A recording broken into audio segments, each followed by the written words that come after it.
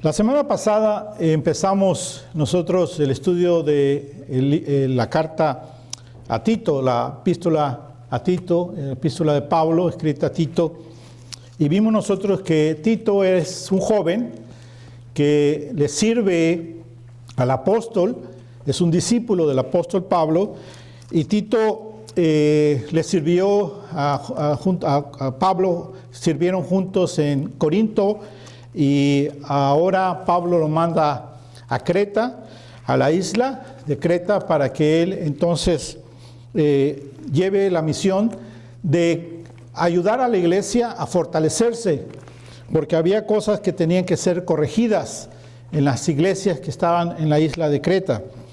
Y entonces el Pablo le escribe esta carta a Tito, ya estando ahí en Creta, para hacer el trabajo. Se le escribe, no con el propósito de que Tito supiera qué hacer, porque podemos pensar que la instrucción de la carta es para que Tito entonces entienda lo que tiene que hacer.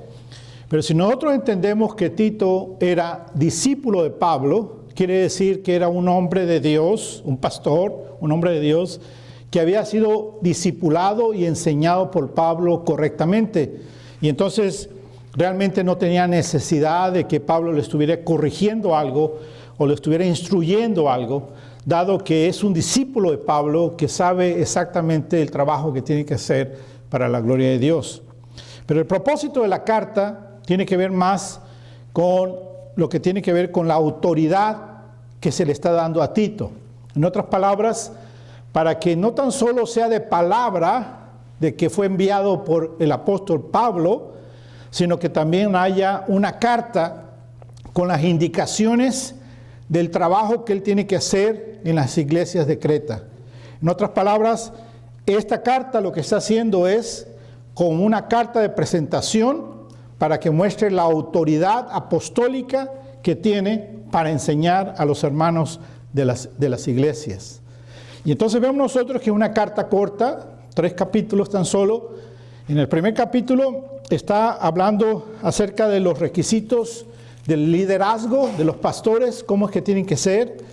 En el capítulo 2 nos habla acerca de los miembros de la iglesia, su comportamiento, qué es lo que tienen que hacer los miembros de la iglesia.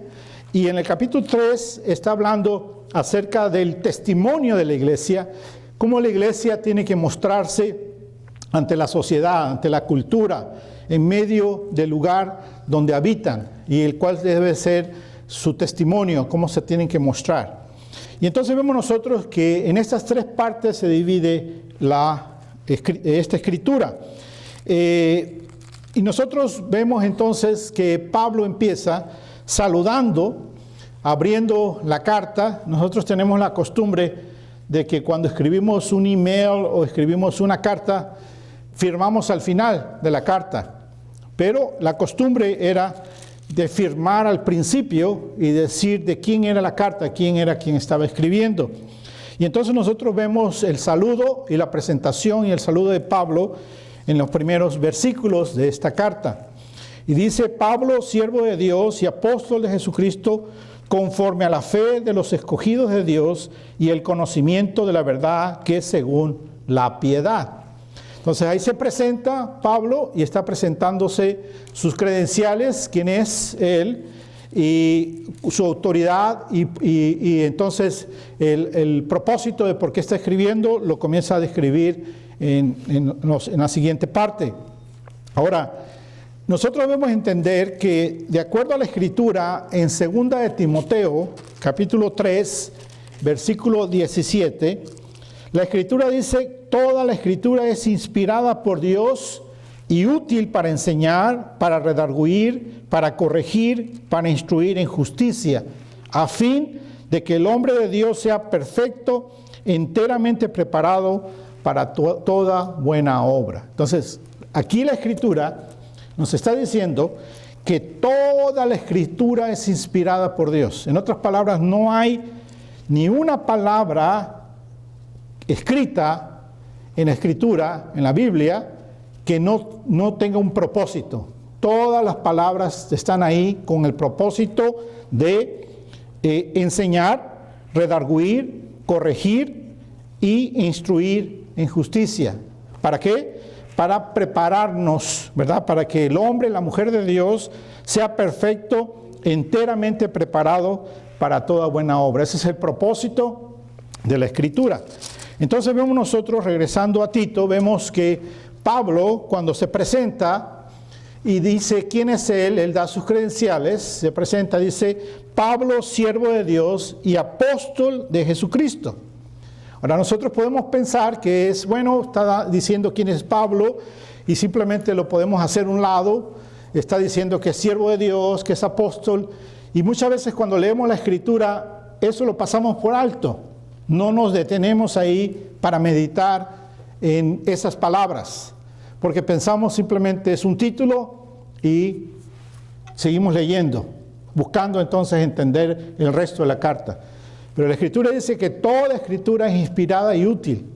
Entonces nosotros debemos entender que ese saludo está ahí con un propósito, con el propósito de que nosotros aprendamos de la descripción que Pablo está haciendo de sí mismo, que nosotros podamos entender cómo es que Pablo se ve a él mismo, a sí mismo. De esta manera nosotros podemos aprender también de Pablo para examinar nuestro corazón y ver si nosotros también somos hombres y mujeres que vivimos a un estándar diferente como hijos de Dios. Amén. Entonces dice ahí, Pablo, siervo de Dios. Ahora, cuando leemos la palabra siervo, nosotros entendemos siervo como un sirviente y pensamos en que está hablando de un sirviente. Pero debemos entender que un sirviente es un empleado que está pagado, que le pagan.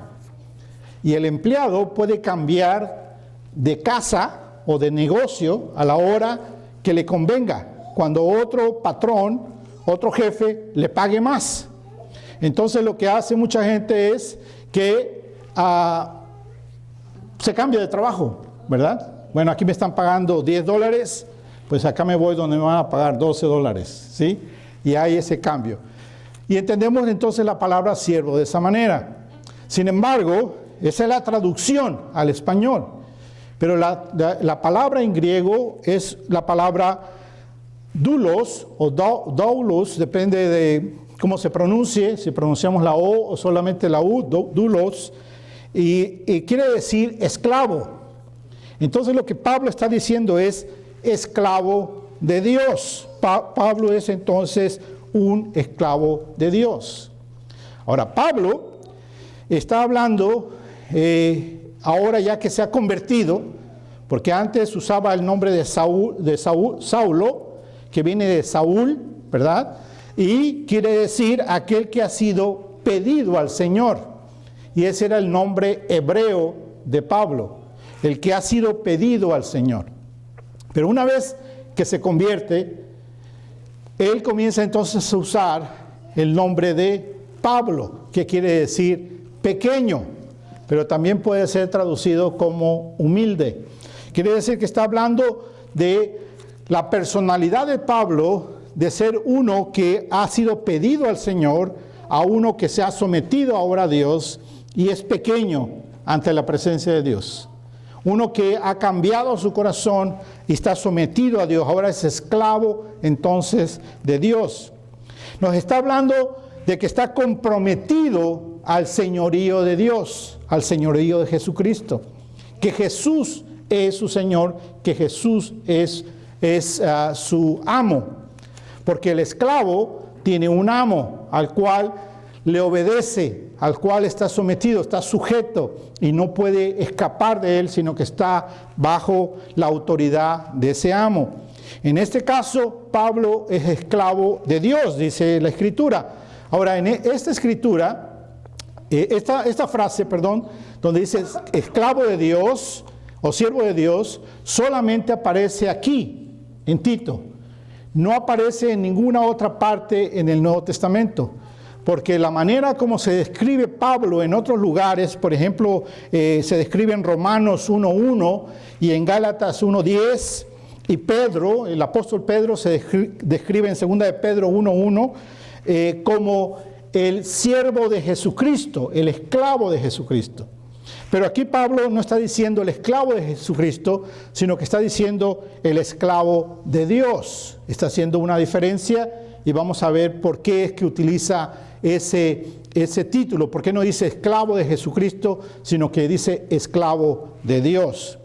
Bueno, tenemos que entender que si él está diciendo que él es esclavo, quiere decir que está comprometido al señorío de Dios y es entonces un hombre que es obediente a Dios, que lo obedece a todas las cosas que Dios le ordena en su vida. Está comprometido como esclavo. El esclavo es entonces uno que no tiene voluntad propia. Lo que Pablo nos está diciendo ahí es que Pablo no tiene voluntad propia, que él hace solamente la voluntad de Dios, la voluntad de Jesucristo, porque el esclavo hace la voluntad de su amo solamente, porque no puede él ejercer su voluntad, puesto que no es libre, está esclavizado a su amo. No tiene ningún propósito propio. El esclavo hace el trabajo que le mandan hacer. No busca un propósito propio. Por ejemplo, nosotros aquí en la época que nos ha tocado vivir, nosotros queremos realizarnos. Hay al menos ese sentido en muchas personas, en la gran mayoría de las personas, de llegar a ser, de lograr algo en su vida. Desean los 5 minutos de fama, dicen por ahí, desean prosperar, desean ser reconocidos en alguna área de su vida y entonces ellos buscan un propósito en su vida. Sin embargo, ser esclavo de Dios, esclavo de Cristo es que no tiene ningún propósito propio, sino que está sometido a los propósitos de Dios. No tiene entonces también ningún plan. El plan que sigue es el plan de Dios. Es esclavo absoluto. Toda su vida está sometida al Señor. Eso es lo que la Escritura nos está diciendo cuando le dice esclavo de Dios. Estoy sometido completamente a Él. Todo propósito, todo plan, todo viene de Él y por Él y para Él. Yo le sirvo solamente a Él. He abandonado quién soy para obedecer entonces a mi amo, que es Dios. Ahora, cuando nosotros pensamos en Pablo, o en Pedro, o en Juan, o leemos a Isaías o Jeremías, y nos comparamos con estos hombres, o aún con las mujeres que encontramos en la Escritura, nos sentimos que estamos muy apartados de esa realidad. Pensamos que Pablo es Pablo y está ya lejos de nosotros, y pensamos que Pedro es Pedro y Juan es Juan, lejos de nuestra realidad, y de que ellos son hombres de Dios, sometidos a Dios, que son obedientes a Dios, y se nos hace a nosotros muy difícil entonces entender esa realidad en nuestras vidas, de que nosotros también tenemos que ser como ellos, que no hay ninguna diferencia entre ellos como apóstoles y nosotros como hijos de Dios. Somos exactamente igual. Sin embargo, en nuestra mente nos juega nos engaña, tenemos un entendimiento malo, no lo podemos entender bien. Cuando leemos esta clase de compromiso y vemos nuestro compromiso y lo comparamos a nosotros, vemos que estamos muy lejos de ese compromiso de los hombres y mujeres de Dios de la Escritura. Y entonces preguntamos, ¿cómo es que podemos llegar ahí? Es algo que se nos hace difícil. Bueno, tenemos que escuchar al Espíritu de Dios en esta ocasión, escucharlo atentamente y darnos cuenta que el Espíritu de Dios nos está hablando en este día para que nosotros también entendamos que nosotros como cristianos, como hijos de Dios, tenemos que ser esclavos de Dios también.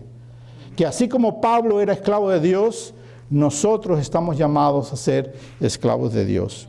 Ahora, quiero aclararles que entonces esta expresión de esclavo de Dios aparece solamente aquí en Tito.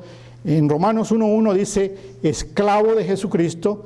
Ahora, ¿por qué esa diferencia? Bueno, una de las razones es porque había en Creta, había judaizantes, había aquellos judíos que estaban diciéndole a los cristianos que para poder ser un verdadero cristiano se tenía que seguir la ley de Moisés, circuncidar y entonces ser un verdadero cristiano que cumplía las fiestas de los judíos y todas las celebraciones judaicas, y entonces iba a ser un verdadero hijo de Dios. Pero entonces Pablo, para mostrarles a ellos que él es un hombre de Dios, como son todos los hombres del Antiguo Testamento, él entonces se expresa como el esclavo de Dios en esta escritura.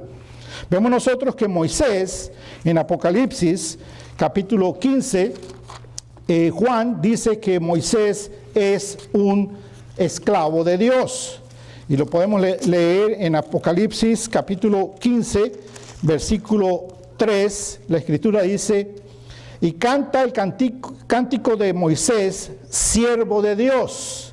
Juan está escribiendo la revelación que el Señor Jesucristo le está entregando, y entonces él escribe acerca de Moisés, y cuando se refiere a Moisés, se refiere a Moisés como el esclavo de Dios. Y dice: y canta el cántico de Moisés, siervo de Dios, esclavo de Dios. Amén. Vemos en Josué, si vamos a Josué, en el Antiguo Testamento, Josué capítulo 1, versículo 2, nosotros también vamos a encontrar que Josué describe entonces a Moisés como el esclavo de Dios. Dice: mi siervo Moisés ha muerto, ahora pues levántate y pasa este Jordán, tú y todo este pueblo, a la tierra que yo les doy a los hijos de Israel. ¿Quién está hablando ahí? Está hablando Dios, Yahvé, está hablando a Josué y le está diciendo: mi siervo, mi esclavo Moisés ha muerto. Y ahora le está dando entonces la orden a que sea Josué quien lleve al pueblo adelante a la tierra prometida, ¿verdad? Vemos entonces ahí mismo en Josué capítulo 24, versículo 29, que dice la escritura así: después de estas cosas murió Josué hijo de Nun, siervo de Jehová, siervo de Yahvé, ¿sí? Siervo de Dios, esclavo de Dios. Entonces vemos nosotros que Moisés era esclavo de Dios, Josué era esclavo de Dios. Amén. Vamos entonces ahora a Amós, el profeta Amós, capítulo 3, versículo 7, la escritura dice: porque no hará nada Dios, el Señor, sin que revele su secreto a sus siervos los profetas. Entonces vemos nosotros que todos los profetas de Dios, incluyendo Amós, son esclavos de Dios. Esclavos de Dios. Amén. Y vamos nosotros ahora a Jeremías. Jeremías capítulo 7, para que veamos nosotros otra referencia a los profetas. 7:25, dice la escritura: desde el día que vuestros padres salieron de la tierra de Egipto hasta hoy, y os envié todos los profetas, mis siervos, enviándolos desde temprano sin cesar. Mis esclavos, los profetas, y les envié mis esclavos, los profetas. Entonces vemos que todos los hombres del Antiguo Testamento, los que les sirven al Señor, los profetas de Dios, los enviados de Dios, que son esclavos de Dios. Y entonces Pablo en Tito se describe entonces también igual que ellos, que los siervos de Dios, y dice él entonces: él es el esclavo de Dios. Amén. Para que entonces los que escucharan la lectura de esta epístola entendieran que es una autoridad apostólica, pero esa autoridad es la autoridad que Tito tiene, es la autoridad que se ha sido relegada, ha sido dada por un siervo de Dios, por un esclavo de Dios, y en este caso ese esclavo es Pablo. Amén. Y vemos entonces nosotros ese sentir de Pablo, de que Pablo es el esclavo de Yahvé. Ahora dice, en el título dice, siervo de Dios y apóstol de Jesucristo. Ahora, hoy día escuchamos la palabra apóstol, que quiere decir enviado, es lo que quiere decir apóstol. Y hoy día pensamos que apóstol es algo, un título de honor, un título de dignidad, de alcurnia, de altura. Hace mucho tiempo escuché a una persona en una reunión de pastores, no recuerdo cuántos pastores había ahí, pero había muchos pastores. Vamos a poner una cantidad, vamos a decir que había 100 pastores. Y entonces ahí viene el saludo del que está dirigiendo la reunión y dice, da gracias a Dios, y dice, gracias Dios porque aquí hay 100 siervos tuyos, tus pastores que te sirven en la iglesia. Y entonces uno de los hombres se para ahí y dice, no, aquí hay 99 pastores y un apóstol, que era él. Y estaba haciendo esa diferencia entre los pastores y él, que era el apóstol. Completamente ignorando lo que está diciendo, ignorante de lo que está diciendo, no sabe lo que estaba diciendo ese hombre. Porque Pablo, cuando utilizaba el título de apóstol, no estaba diciendo que era superior a alguien, sino al contrario, el título de apóstol estaba simplemente marcando su servitud a Dios, su bajeza a Dios. El ser apóstol estaba marcando que él era esclavo de Dios. Por eso Pablo dice esclavo de Dios y apóstol de Jesucristo, significando que es exactamente lo mismo, que está sometido al señorío de Dios, señorío de Cristo, señorío del Espíritu Santo que lo dirige. ¿Sí? Y entonces la palabra apóstol nos está marcando que el apostolado demanda mayor fidelidad, que él es un esclavo de Dios fiel, obediente. Sin embargo, ahora que es apóstol de Jesucristo, es aún más obediente, porque entiende el mandato que tiene de Dios, que ha sido enviado a predicar el Evangelio de nuestro Señor Jesucristo. Demanda entonces una mayor sumisión. Está diciendo que como apóstol está sumiso a Dios, está bajo los pies de Cristo y obedece entonces a su Señor y vive para su Señor. Quiere decir que requiere de él entonces un mayor sacrificio, Los apóstoles de hoy día no quieren hacer ningún sacrificio, sino que los apóstoles de hoy día quieren un reconocimiento, como ese hombre que les digo, aquí hay 99 pastores y un apóstol que soy yo. Y entonces, ¿qué quiere? Quiere reconocimiento, no quiere sumisión, no quiere sacrificio, no quiere ser fiel, quiere dinero, quiere autoridad, quiere poder. Es un falso apóstol. Cuando ustedes escuchen en internet, en la televisión o en alguna predicación en una iglesia que habla un apóstol, huyan de ahí, corran de ahí, porque ese es un falso apóstol que enseña mentiras de Satanás. No es un apóstol de Cristo. Un apóstol de Cristo es uno que da su vida por la causa de Cristo. Amén. ¿Cuáles fueron las marcas del apóstol? Todos los apóstoles, que todos los apóstoles fueron mártires, murieron por Cristo, dieron su vida por Cristo. Todos estos apóstoles de hoy día, ¿qué quieren hacer? Quieren vivir y quieren vivir bien. No quieren morir por Cristo, no quieren persecución en sus vidas, quieren riquezas y quieren bienestar en su vida solamente. Pero aquí entonces la palabra de Dios nos enseña que ser esclavo de Dios y ser apóstol de Cristo, apóstol de Dios, es lo mismo. Es un hombre obediente, sometido a Dios, que vive para traer y dar gloria a nuestro Señor Jesucristo. Amén.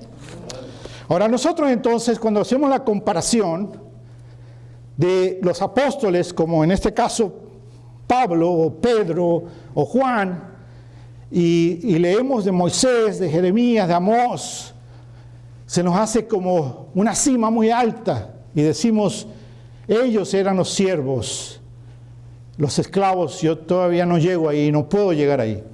Pero déjame decirte que si piensas de esa manera, estás equivocado. Y vamos a ir a Romanos capítulo 6, versículo 22, para que leamos lo que la Escritura nos dice ahí. Romanos capítulo 6, versículo 22. La Escritura dice, amén, dice así, mas ahora que habéis sido libertados del pecado y hechos siervos de Dios, tenéis por vuestro fruto la santificación y como fin la vida eterna. Capítulo 6, versículo 22. ¿Sí?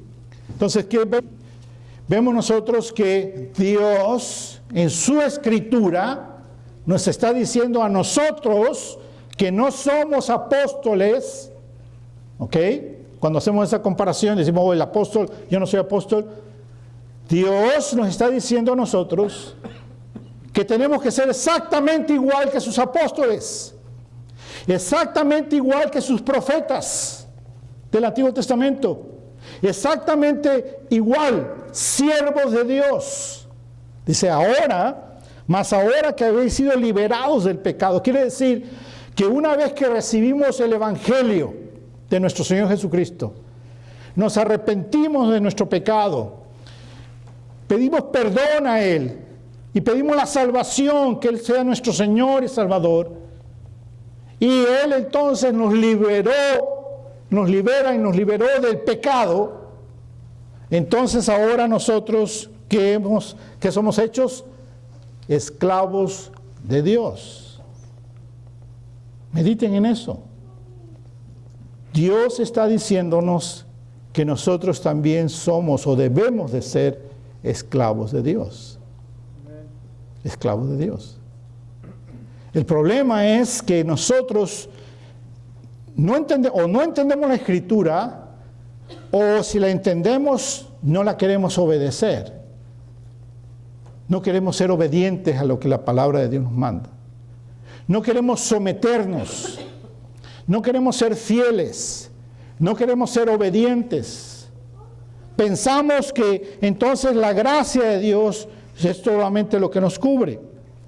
Pero debemos entender que si entendemos el Evangelio, entonces entendemos por qué nosotros sí somos siervos de Dios o debemos de ser esclavos de Dios. Y vamos por partes. Vamos a 1 Corintios 6. 1 Corintios 6. Primera de Corintios 6, 20.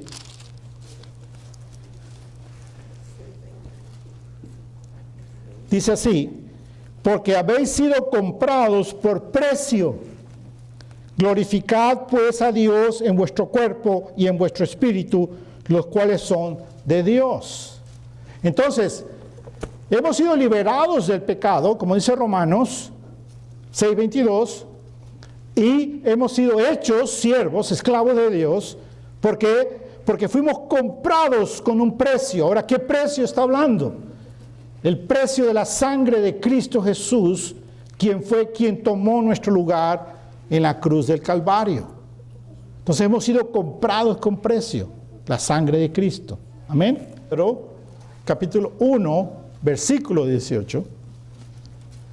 Primera de Pedro, capítulo 1, versículos 18 y 19, la Escritura dice así, sabiendo que fuisteis rescatados de vuestra vana manera de vivir, la cual recibisteis de vuestros padres, no con cosas incorruptibles como oro y plata, sino con la sangre preciosa de Cristo, como un cordero sin mancha y sin contaminación. Entonces, ahí la Escritura nos está diciendo que hemos sido comprados, ¿verdad? Como leímos en Corintios, y ahora aquí en Pedro nos aclara que ese precio fue un gran precio, y ese precio es el precio de la sangre preciosa de Cristo. Cristo nos compró con su sangre. Y cuando Cristo nos compró con su sangre, nos compró para que fuéramos rescatados. ¿Rescatados de qué? Rescatados de nuestra vana manera de vivir. Vivíamos en la vanidad, en el pecado. Pero Cristo nos compró con un gran precio, el precio de su sangre, para rescatarnos de la manera como vivíamos en el pecado. Y nos rescató de eso. Amén. Y de la ira que venía sobre nosotros por causa de nuestra vana manera de vivir. Amén. Amén. Y entonces hemos sido comprados, hemos sido rescatados del pecado. Y vamos a 2 de Corintios, capítulo 5, versículo 15. 2 Corintios 5, 15. Dice, y por todos murió, para que los que viven ya no vivan para sí, sino para aquel que murió y resucitó de ellos. Entonces Él nos compró con su preciosa sangre, nos rescató del pecado en el que vivíamos, con el fin de que ahora entonces vivamos no para nosotros, sino que ahora vivamos ¿para quién? Para Él, para Cristo. Nos está diciendo, nos compró, nos rescató del pecado para que vivamos para Él. ¿Y cómo vamos a vivir para Él? Viviendo como esclavos, como Romanos 6:22 nos dice, siendo ahora hechos siervos, esclavos de Dios. Así que nosotros no podemos escapar de esta realidad, de que si eres cristiano, entonces tienes que ser un esclavo de Cristo, un esclavo de Dios y vivir para Dios. El problema que tenemos es que nosotros nos excusamos. Decimos, ay, es que yo soy así. Es que mi carne, es que Satanás, es que el mundo. Y damos gracias a Dios y decimos, pero gracias por tu gracia, Señor, que nos ha salvado, tu gracia. Y nos aferramos entonces a la gracia de Dios, que sí es verdadera, porque por gracia somos salvos. Amén. Amén. Pero el problema es que esta gracia, que quiere decir charis en griego, charis, nos habla de una gracia. La palabra gracia quiere decir regalo, así como la palabra don quiere decir regalo también. Pero la diferencia entre la palabra gracia y la palabra don, que son regalos, nos habla que la palabra gracia nos está diciendo que es un regalo inmerecido, un regalo que no merecíamos. Pero Cristo nos ha salvado sin merecerlo. Él murió en la cruz, derramó su sangre, nos compró, nos rescató para que vivamos para Él y nos dio salvación sin merecerlo. Amén.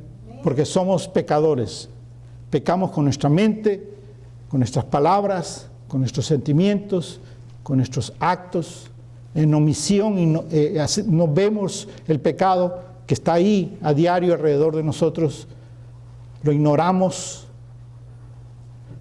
pero entonces Él en su gracia nos salvó, dándonos su gracia. El problema es que nosotros hacemos de la gracia una gracia barata, una gracia barata. Nos olvidamos que esta gracia se pagó con un gran precio, con la sangre de Cristo. Y pensamos que es cualquier cosa. Oh, Dios me dio de su gracia y gloria a Dios, y entonces puedo vivir como sea, puedo vivir parecido a Satanás, como el diablo, como vivía antes en el pecado. Total, Cristo me ha dado de su gracia. ¿Qué hacemos de la gracia? Estamos haciendo una gracia barata. Pero la gracia no es barata. La gracia costó un gran precio. Y ahí es donde tenemos que nosotros poner los ojos. Y ahí es donde nosotros tenemos que meditar. En ese gran precio. En el precio de nuestro Señor Jesucristo. En el gran valor de su sacrificio, de su muerte. Valorarlo más, amarlo más. Reconocer más lo que Cristo ha hecho por nosotros. Entender que la gracia entonces es una gracia cara, que fue con un gran precio que se pagó. No es cualquier cosa lo que has recibido. No es cualquier cosa lo que yo he recibido, la gracia de Dios. Pero entonces, tenemos que entender cómo funciona esta gracia de Dios, la gracia cara de Dios. Dios pagó el costo de la salvación, es verdad, Dios pagó el costo de la salvación, Dios nos salvó. Pero Él ahora nos llama a todos sus seguidores a pagar el costo del discipulado. Y es ahí donde no queremos pagar el costo del discipulado. Pero si tú y yo verdaderamente somos cristianos, debemos meditar en esto que estamos escuchando hoy de la Escritura. Y no excusarnos más en la gracia barata, sino entender la gracia cara, el gran precio que Cristo pagó. Y entender que Él sí nos dio un regalo inmerecido, la salvación por su gracia, pero ahora en respuesta a eso nosotros tenemos entonces que pagar el precio del discipulado. Vayamos a Romanos 6:22 para que veamos ahí la escritura juntos. 6:22.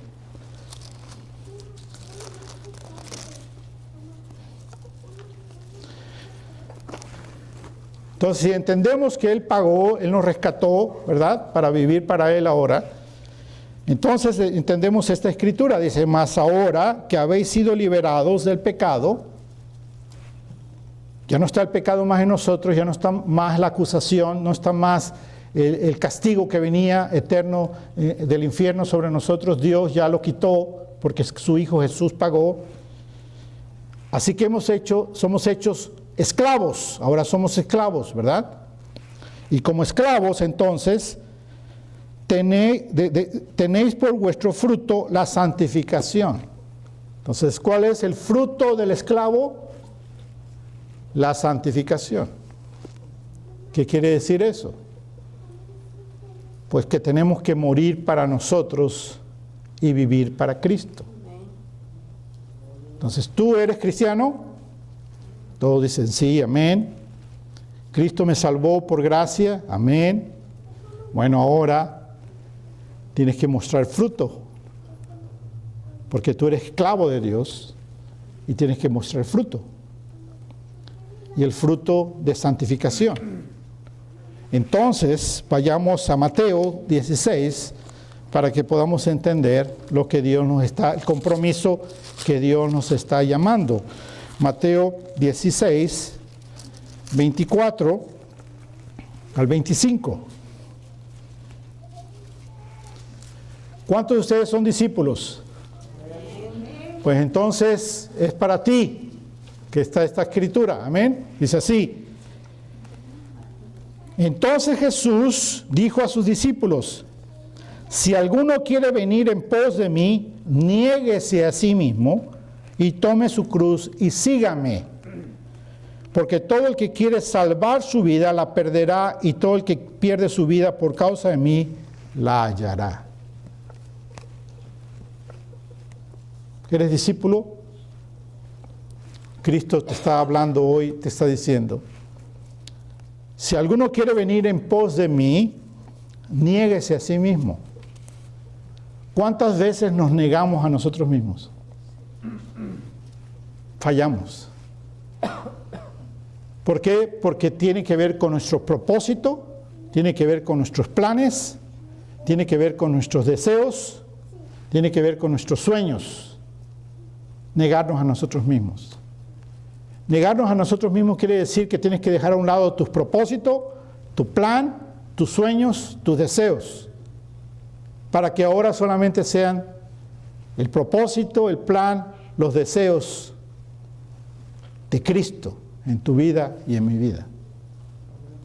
Por eso es un alto precio del discipulado.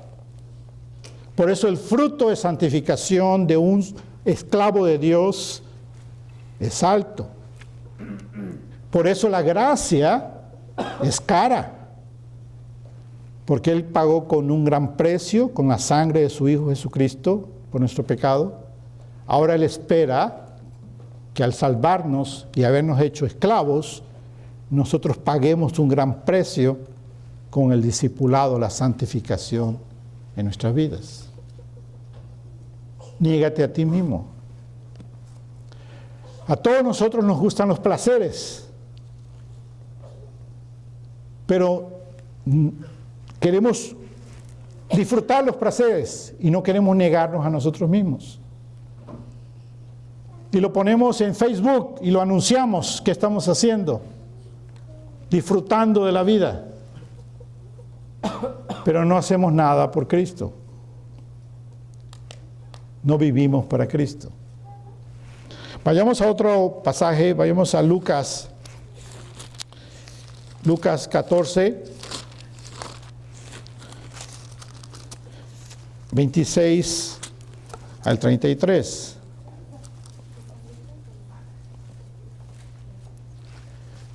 Lucas 14, 26 al 33. Dice así: si alguno viene a mí y no aborrece a su padre y a madre y mujer e hijos y hermanos y hermanas, y aún también su propia vida, no puede ser mi discípulo. Uy, ya empezando desde ahí, está duro. ¿Qué es lo que está diciendo el Señor?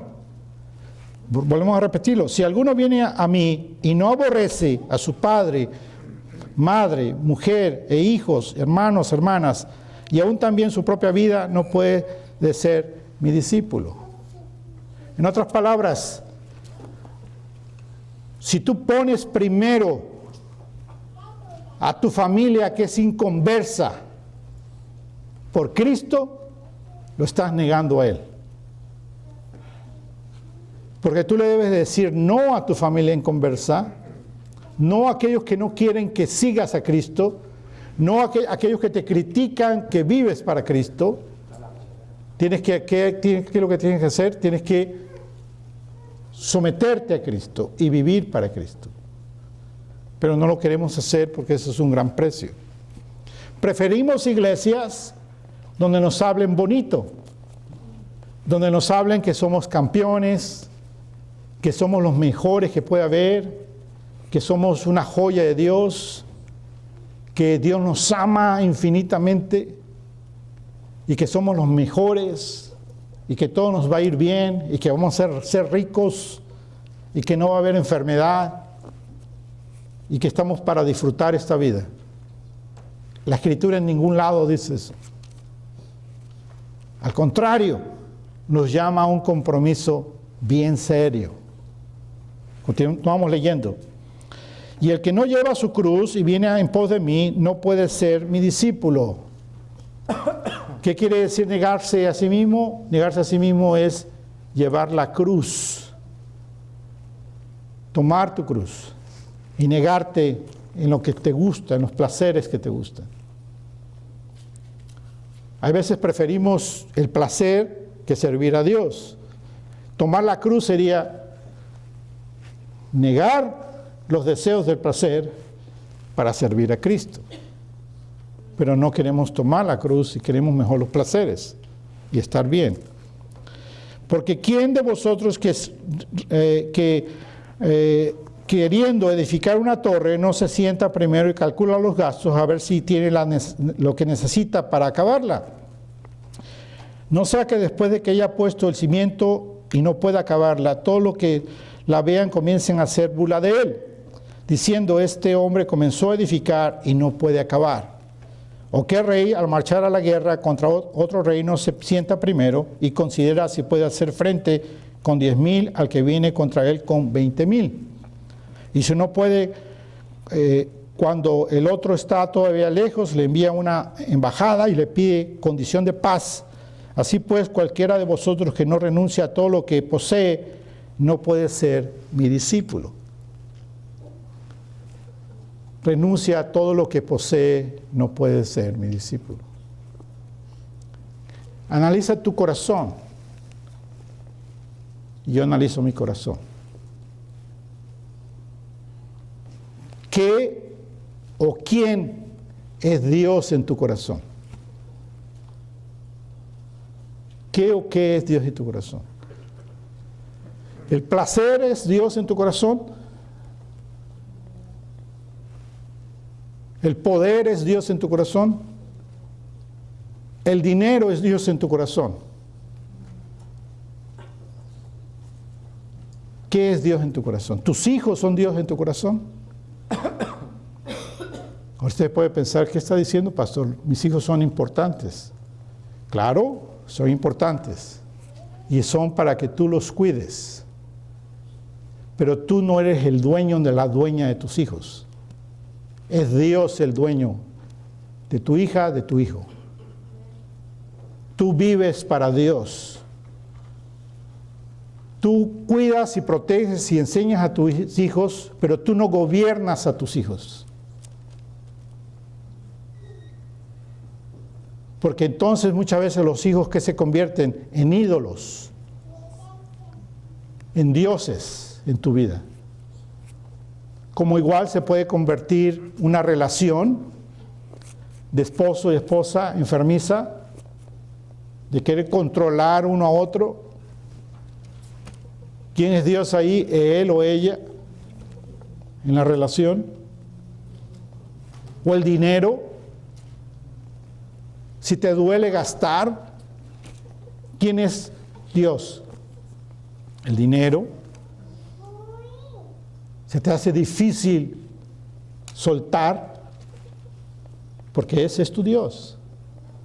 El poder, ¿quieres control? Ese es tu Dios. Cualquier cosa que tú luches, ese es tu Dios. El internet, el teléfono, que no puedes salir de ahí, estás ahí constantemente en el teléfono. Ese es tu Dios. Todas aquellas cosas que tú pones primero, ese es tu Dios. Pero Dios está diciendo que renuncies a todo lo que posees y que Él sea entonces el primero en tu vida. Tú eres siervo, tú eres esclavo de Dios. Por lo tanto, entonces tienes que tener un gran compromiso al señorío de Dios. ¿Le preguntas al Señor Jesús antes de tomar una decisión si eso es lo que Él quiere en tu vida? ¿Le preguntas? ¿O hacemos simplemente, tomamos decisiones sin preguntarle antes a Dios? Tenemos entonces que entender que el esclavo no tiene voluntad propia, no tiene propósito propio, no tiene plan propio. El esclavo entrega toda su vida a Cristo y es dueño Cristo de su vida. Y si Cristo te dice, ve aquí, ve allá, tú obedeces porque es Cristo en tu vida. Porque renuncias a las cosas de este mundo. Un ejemplo es con los hijos. Muchas veces nosotros pensamos en los hijos. Si tiene habilidades de jugar fútbol, ¿qué es lo que queremos que sea nuestro hijo? El mejor jugador, que sea como un Messi, que sea el siguiente Maradona, el siguiente Pelé, y que sea famoso y tenga dinero y nos saque de pobres. Si tiene habilidades de estudio, ¿qué queremos que nuestro hijo haga? Que sea médico, que estudie, sea un gran médico, que sea ingeniero, que sea licenciado, etc. Pero nunca queremos o nunca pensamos que lo que queremos que nuestro hijo haga o nuestra hija haga primero es que sea un esclavo de Cristo. Que el deseo en nuestro corazón esté el escuchar a nuestro hijo, a nuestra hija, que venga a hablarnos y nos diga: papá, voy a dejar todo por irme a servir a Cristo. Muchos padres, si escuchan eso de sus hijos, lo consideran un fracaso. Porque ¿dónde quedó la carrera de futbolista? ¿Dónde quedó la carrera de doctor, de médico? ¿Dónde quedó la carrera de licenciado, de profesional? ¿Cómo vas a echar a perder tu vida? ¿Me entienden? Que lo mejor deseo que un padre puede tener es que su hijo esté o su hija esté consagrado a Cristo. Amén. De tal manera que deje todo por Cristo. Porque sabe que él es un hijo, una hija, un siervo, un esclavo de Dios, que va a estar con Dios para la eternidad. Pero ¿de qué sirve tener dinero aquí si se va a morir y lo va a dejar todo? ¿De qué sirve tener fama aquí si se va a morir y lo va a dejar la fama? Nadie se va a acordar de él o de ella. Entonces, hermanos, meditemos en esta escritura. Meditemos en este título que Pablo se da: esclavo de Dios. Y dice Pablo: imítenme a mí, dice Pablo. Imitemos a Pablo. Consagrémonos a Dios. Comienza tú, como yo, a abandonar cosas en tu vida que te sostienen. Cosas en tu vida, propósitos y planes, deseos en tu vida que te consumen, que son tu Dios. Suéltalos y comienza a consagrarte a Cristo. Y como dice, si eres siervo de Dios, vas a dar entonces fruto de santificación. Vas a vivir para Él. Amén. Cierra tus ojos, vamos a orar.